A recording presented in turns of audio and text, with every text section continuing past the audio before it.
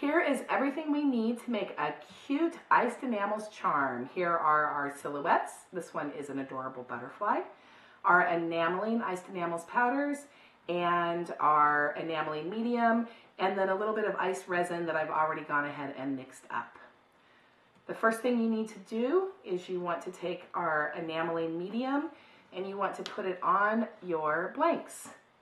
I like to use a brush with the enameling medium. It just allows me to get a nice thin coat, and it allows me to work it into the corners of my blanks. So I'm going to go ahead and enamel both of these and put the enameling medium on both of these right now. However, I'm going to use two different colors here for contrast. I'm going to put that one aside. I'm going to work on my background butterfly blank, my silhouette that I have. I'm going to add my enameling powders on here, put it on, and then I'm going to go ahead and just sprinkle off the extras so it has a nice coat of the iced enamels on that. And then what I want to do is you want to make sure you put it on a piece of paper, and then you can save it. You can save your extra enameling powder that you don't need. Put my butterfly back.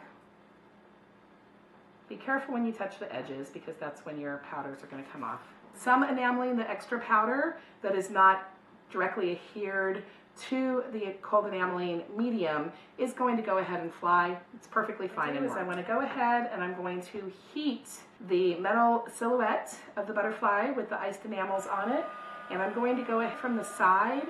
What that's going to do is that's going to allow the heat to start warming up the metal underneath of it, and it's going to keep the iced enamel powder in its place. If I take my heat gun and I immediately go over top of it, what's going to happen is it's going to blow away all that extra powder. But by the technique of coming in at the side, you allow it to heat up your metal blank first. So once you see the enameling powders get glossy and pretty and look like enameling paint on there, that's when you know that you've enameled properly. If you still have anything that looks powdery or dusty, you need to continue hitting it with the heat gun. So I'm going to take this little blank, this little silhouette, I'm going to put him to the side, and I'm going to go ahead and add my butterfly, my other little butterfly. I'm going to do the same thing where I'm going to take my enameling powders. This time I'm going to add a little bit of ivory to it.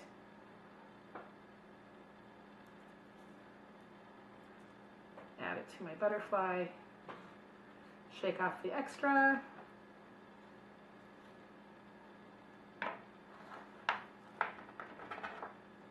Shake off the extra powders. Go ahead and put my butterfly blank right back on the surface. And once again, hit it with the heat gun.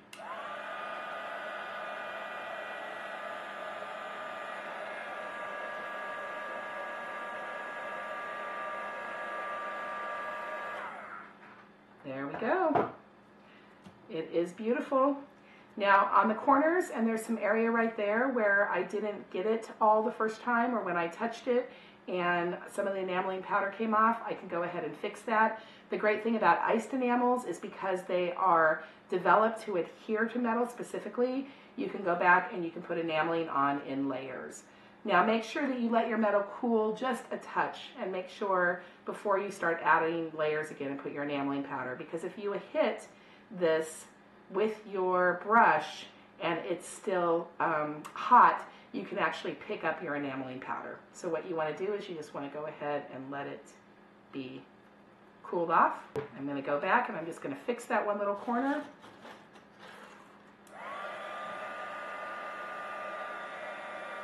And you can see that it was right there.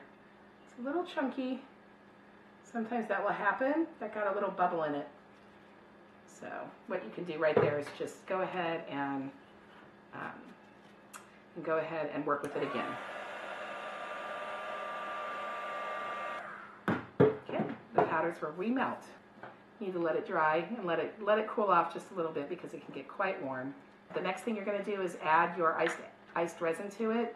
When you add your iced resin to it, that's when you are creating the cold enameling. Without iced resin, without a sealer coat of iced resin, what's going to happen is this jewelry is going to wear over time. When you wear it, it's going to flake off and the color is going to come off.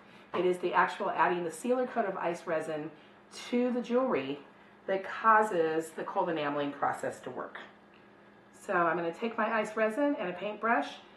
Once this resin has hit this paintbrush and it dries, you're not going to be able to reuse this paintbrush again.